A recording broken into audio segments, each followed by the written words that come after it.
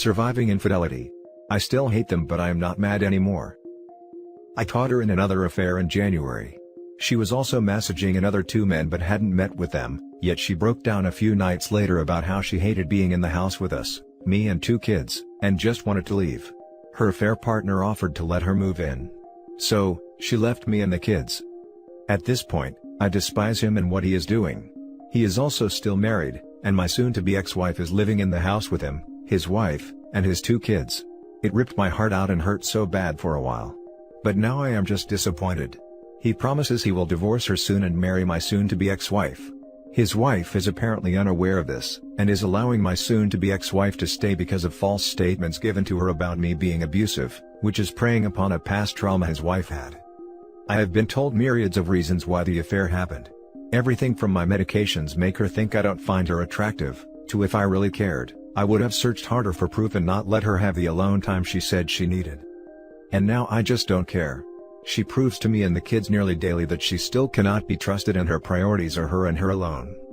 She still wants to talk to me at night when her affair partner goes to bed and cannot talk because of his wife. She still tries to be physical with me, but I just feel nothing for her anymore but disdain. She wants to tell me about her day and I realized I don't care and it's boring.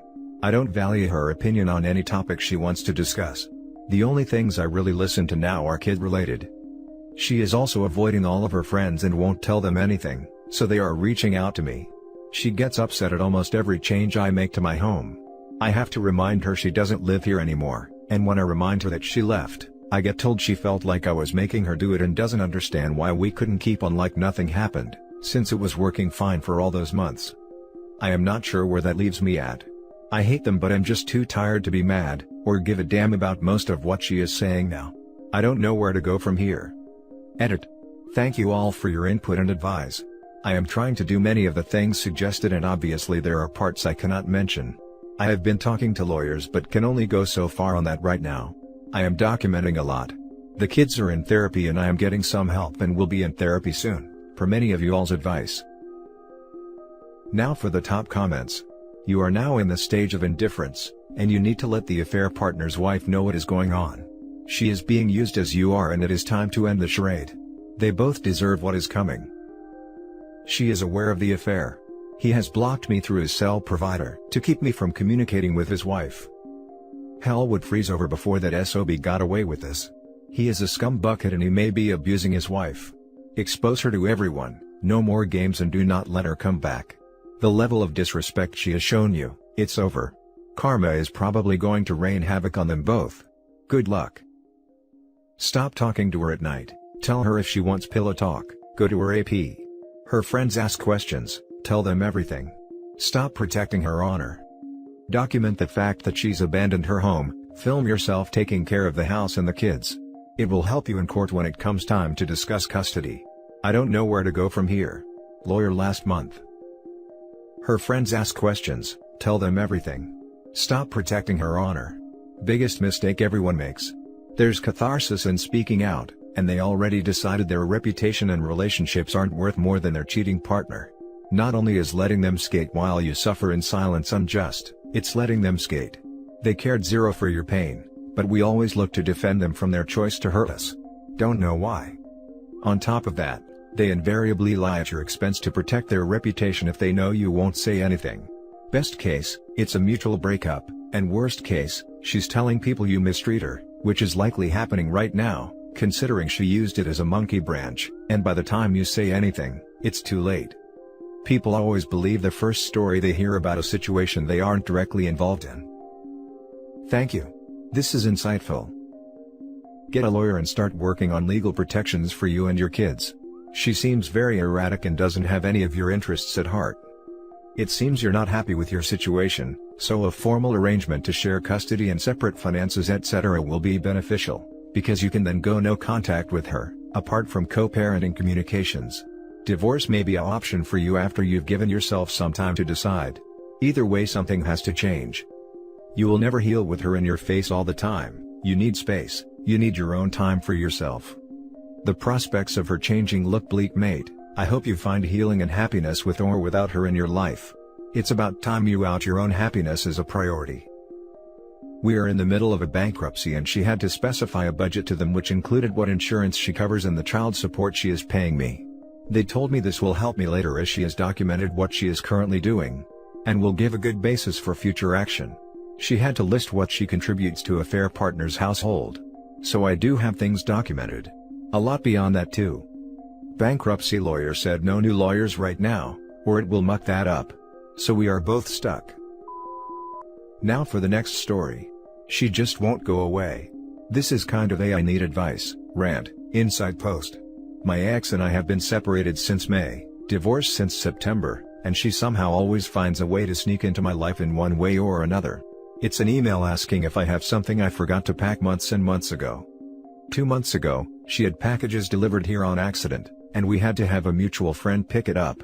Now she has all of the sudden found out that we owe additional state taxes from 3 years ago when we were still married.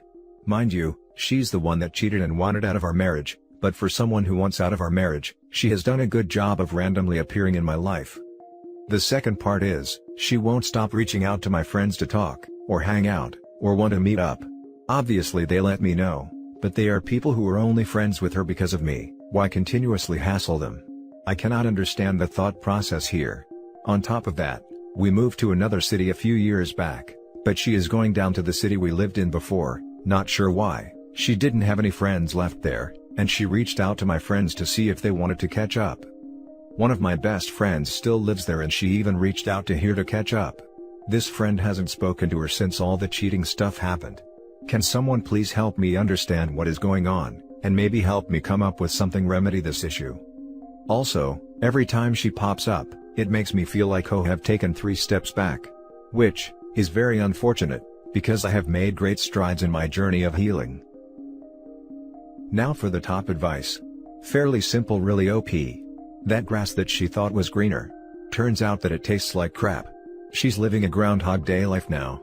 Every day is the same. Every time she opens her eyes in the morning, she's waking up to yet another karma day. That coworker whose D she couldn't get enough of. Just a distant memory now. Oh, for the good old days when her life was simple. What you have to do OP is to develop an attitude of total indifference. Don't react to anything. No communication. No conversation. Don't react in any way. Any reaction is just ego kibble for her.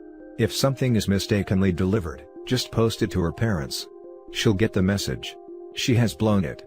End of. Good luck. My favorite saying about the greener grass is, the grass on the other side only appeared greener, because they weren't watering their own lawn. It is all about control. She no longer has any direct control over you. That won't stop her from trying. If she has no current information about you, it will motivate her to reach out to your friends. Every time she pops up, it makes me feel like I have taken 3 steps back. This is the whole point. She does not want you to move on. This is best explanation here and somewhat what I would have posted. OP, please read this because this what she is trying to do. It gives her validation that what she did was not that bad and keeps you tethered. She can't completely let go of you. It's like the analogy about the monkey with their hand stuck in a jar. If they let go they will be free, but to do so, they will lose what they are holding. It is not regret. It is selfishness and greed. Go no contact and let your friends know that you have done so. Tell them what she is doing is none of your business, and that you would appreciate it if they don't share anything about you should they choose to talk to her. If more packages come, return to sender. My ex would do this as well in the 2 months immediately after I moved out. Where's the household _ item? How do I reset the router? Could you come over and help me move the entertainment center?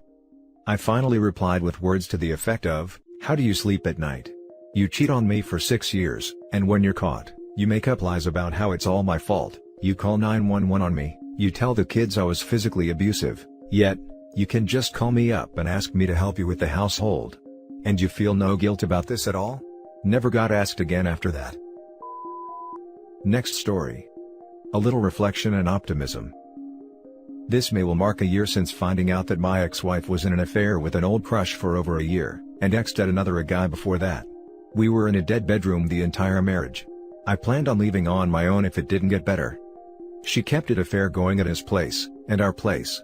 Unprotected action, and a pregnancy scare. She even let the loser play a specific game on my PS4, that I bought just for her. She hid everything through 6 months of marriage counseling. She tried apologizing repeatedly, but enough was enough. I filed immediately. The divorce was ugly.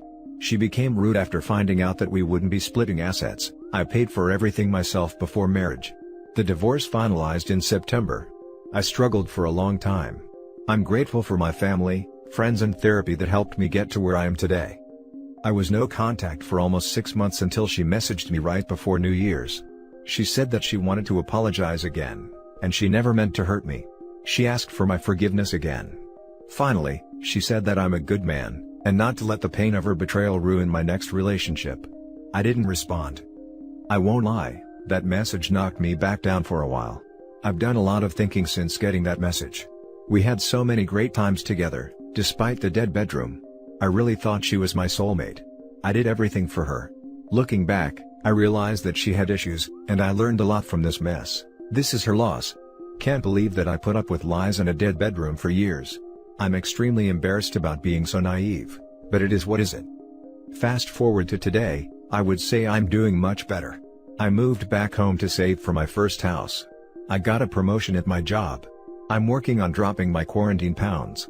I've been on a few great dates. Sometimes, I look back and think of the good times I had with my ex. The future we could have had. I thought I was treating her so well. I cooked, helped her travel more, bought her nice stuff, etc. My women relatives, friends and therapists all say that I'm a gem when it comes to the current selection of men. I wouldn't go that far, lol, but I did my absolute best to make my ex happy. I'm looking forward to improving myself and reaching my goals. One day, I hope I find someone genuine who will show me what a normal relationship is supposed to feel like. Until then, I'm enjoying the single life. Hang in there, everyone. Now for the top comments.